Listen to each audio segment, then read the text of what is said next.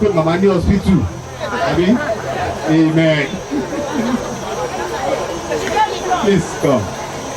Okay, you know, but that, why is this guy now? Well, we'll see Nigeria. Praise God.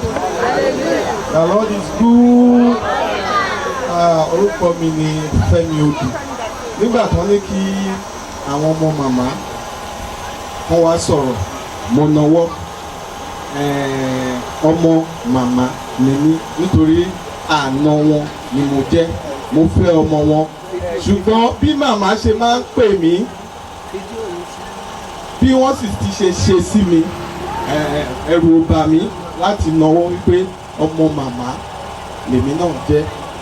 Màmá jẹ́ abiyamọ tòótọ́.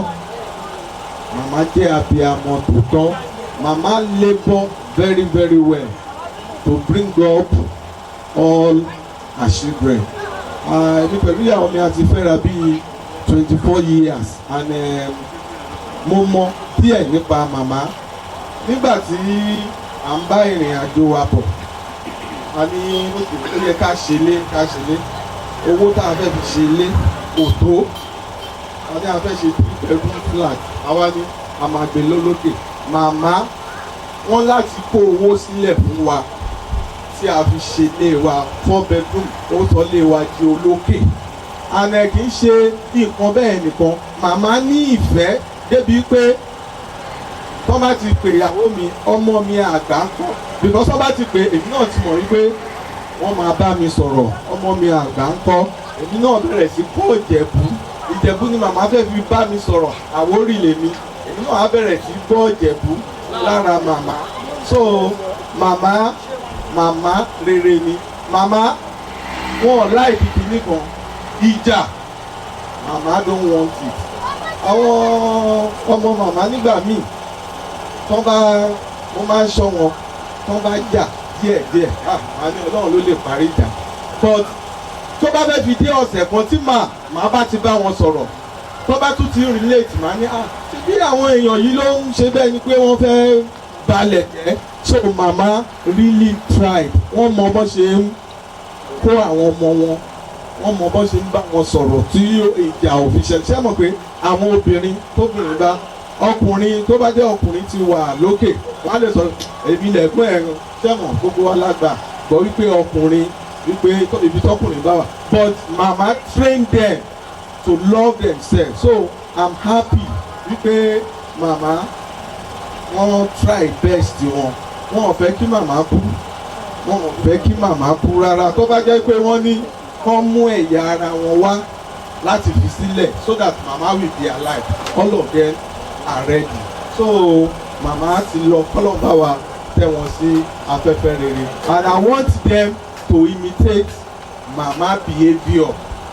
Ká lè rí ìwà mama nínú wọn. Ọlọ́run á fún wọn ṣe. Praise the Lord. They died because my own dad and their dad, they are Tai and Kehinde. Since Baba had gone, Mama also had gone now, abi. Ọlọ́run dẹ̀ wá ṣe when I was born. Bóyá màmá mú rice lọ́gbà tó ṣe lémi tèmi o fún àwọn tó jẹ́ pé wọ́n ti above 50. Wọ́n jẹ rice nígbà tí wọ́n sọ mí lórúkọ. By the grace of God today, I'm now a man of God. Father in the ìdí màmá ṣe pé wọn tó bẹ̀ kàn wáyé. I'm using my authority as a father in the Lord. Wọn ò ní jà mọ́. Kẹ̀dúgbọ́n tí ẹ kọ̀ọ̀kan balẹ̀. Mò ń command mi ò pàṣẹ o, mò ń command ni. They will not fight again because wọn mọ̀ mí tẹ́lẹ̀ tẹ́gbọ́n tí mọ̀ mí ní wọn ní jẹ́ wọn tí wọ́n tẹ́ ní wọn jà. So ẹ kọ̀ọ̀kan balẹ̀. I'm happy because màmá jẹ́ ẹni tí ó mú àlàáfíà wá sáàárín àwọn ọmọ.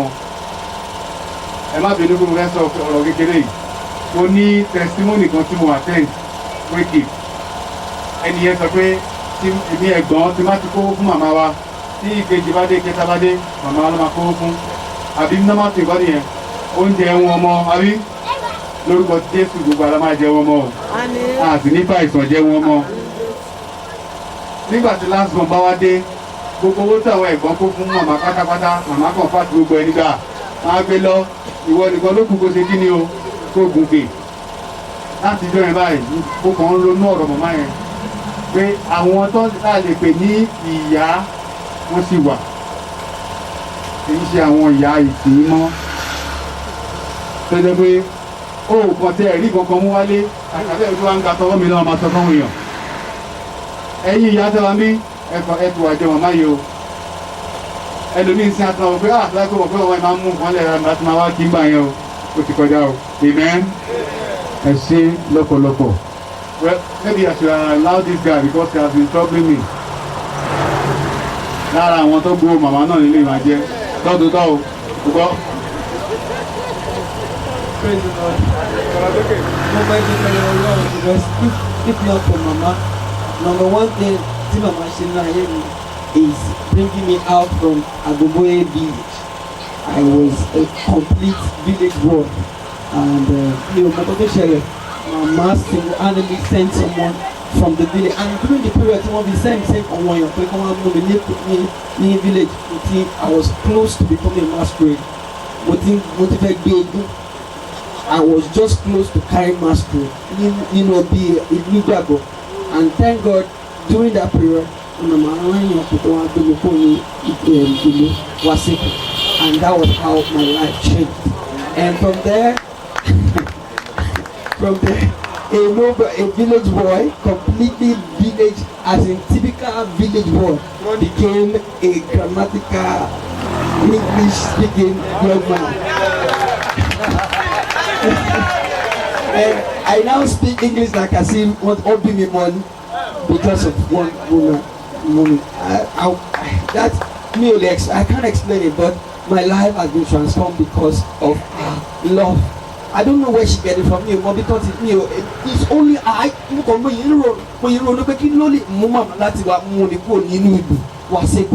And thank God, so far so good. My joy has been. Mommy is a fulfilled, my grandma is a fulfilled grandma because she has been able to at least raise someone like me. Looking at me today, I was not like that. I was looking completely wretched, way back. I was looking, but today, thanks to grandma, thanks to my mom,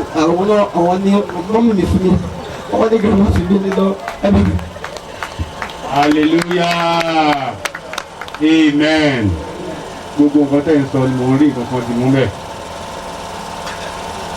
Àǹtí ẹ̀rọ ti nǹkan tó sọ yẹn Àgùnbóyè kó ti ẹyin màá sọ tẹ́ bá mọ̀ wọ́n dà pé ẹ jẹ́ kí on code ní ìṣẹ̀bọ́ra níbí thank God he said typical village but this one is a city Temple city amen wọ́n ti jealous.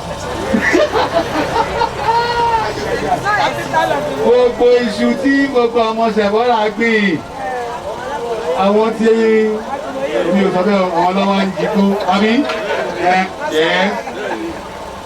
lára compensation wa pé wọ́n jí iṣu wa láti mú màmá wá síbí amen ẹ̀rí pé kò sẹ́ tó lè sọ̀rọ̀ ẹ̀ gbọ́ rí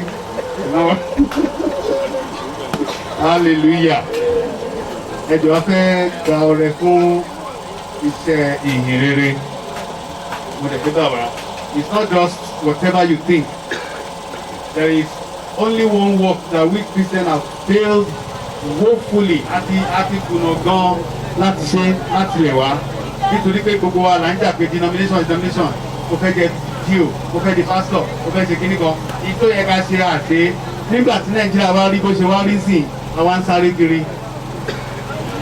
And that is why I pity most of us that are pastors or whatever we call ourselves because ní ọ̀run ibi ìlàtí máa bẹ̀rẹ̀ sí ń gba ìdájọ́ wa our pastor láti inú ilé Ọlọ́run. I don't know why God has said that since all these years though, but judgment will start from his house because we have failed to do what is right.